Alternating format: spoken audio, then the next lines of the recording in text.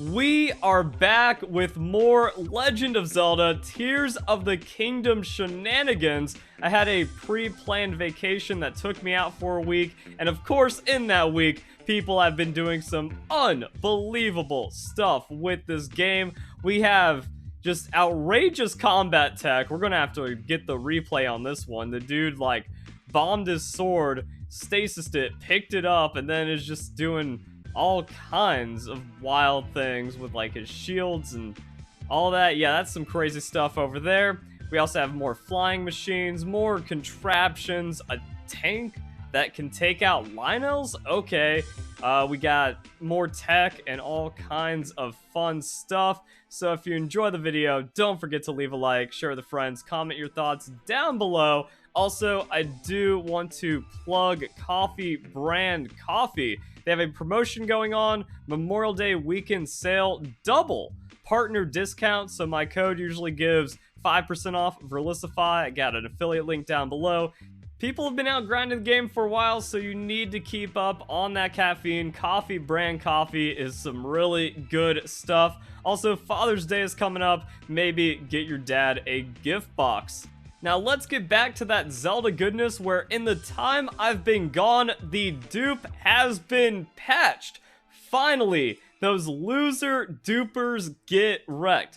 It was so annoying because I'm making legitimate non-cheaty content and then people are saying, oh, you just dupe. But if I'm not covering the dupe, there's a reason behind it. And that's extra disgusting because people are sad that the obvious glitch that was 100% going to get patched got patched. It's so weird. This is now patched, sad face. I will now delete all of my internet settings. No, the devs don't want you to do it. It's that simple. This glitch actually made the game playable for me. Resources are simply too scarce. That's just a straight up lie.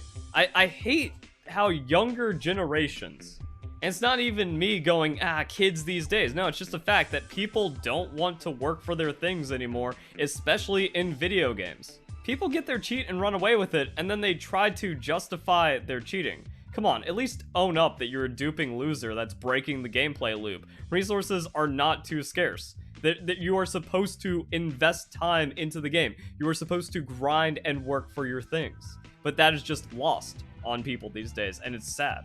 It's also weird how arrogant people are about their cheating because they come onto a guide and say, just dupe. Again, when I'm deliberately not breaking the game.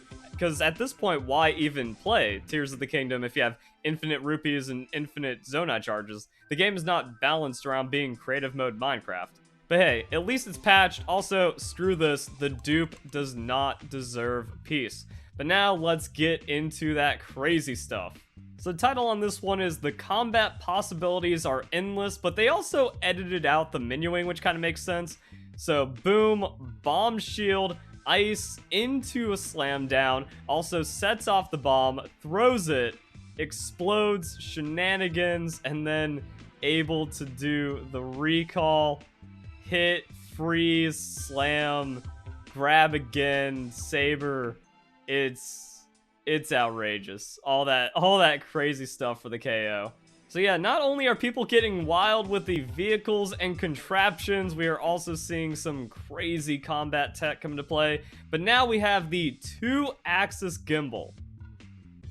This is where the real engineering comes in, and that is absolutely wild. So I knew those wheels, like the cart wheels, were going to have some tech and development early on. But this, wow, using the stabilizer and then a 2-axis gimbal. And it self-rights. Wait. Oh, come on. Oh, it's flipping. It's still, it hasn't broken though. Like, it still drives. That's so wild. That's just silly how you can just maneuver that thing around. But then it gets better. Welcome to the Hyrule Air Show, where we just have like the ultimate gimbal gyro action to where you can't flip it. You can't flip it. You can fly around however you want on this thing. Now that's just outrageous, and people are just getting crazier and crazier with it. Oh no, what's happening here? What's the plan? Is he just gonna like show off the acrobatics where it's like, yeah, I can just zoop around the flame Gleeok and not have to worry too much. But also the maneuverability, once you figure it out, I guess it just kind of works. Like that's just, we're just a couple weeks in. Now that people are really getting into the game and really figuring out how all this stuff works and smuggling more and more things out of shrines, it's kind of getting outrageous. Which brings us to the advanced tank with a working door, combat tested against Hinox and LYNEL. The spring door action on the sled, and like using that sled shielding, that just kind of became the tech from day 0, where that dude built the mech, and now like all kinds of stuff going on. So shielding the turret, like it's a tank. It's a full-on tank, and you can actually get into it. How? And then using the power so you have the charge just kind of back up everything. A little bit of laser action on the back, and the Hinox not take it down. It's got enough maneuverability. It's staying safe, and that's kind of a really big deal. So I was kind of, that was one thing I want to know, is like, how do you make something, or like, what can you do that can take on some kind of boss and not immediately get destroyed? And there it is, taking on a LYNEL. Like,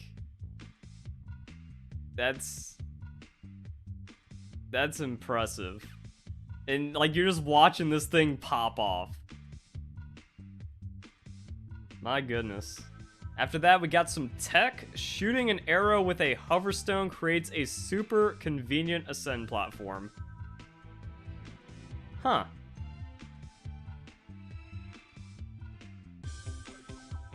Huh. It was really that easy the whole time. You just gotta try everything. That's really what it's coming down to. That people are figuring out, like, yeah, there's just a lot of weird little interactions that break the game because the devs gave you all the tools in the world to break the game. Then we have people literally making mousetrap in this. So using, yeah, this is also what I mean by like people using everything to break the game.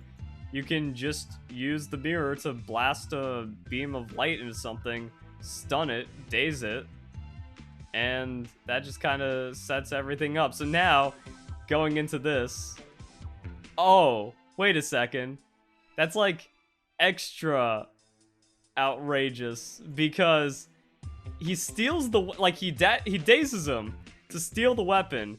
That means he's gonna have to go and look for another weapon, and then everything is just set up on a hairpin trigger. It's an actual mousetrap. And then there's a bomb. Impossible. And since I just got back from vacation, I still have a lot of things to catch up on, but I will leave you with this. What's a creation that made you question your own IQ?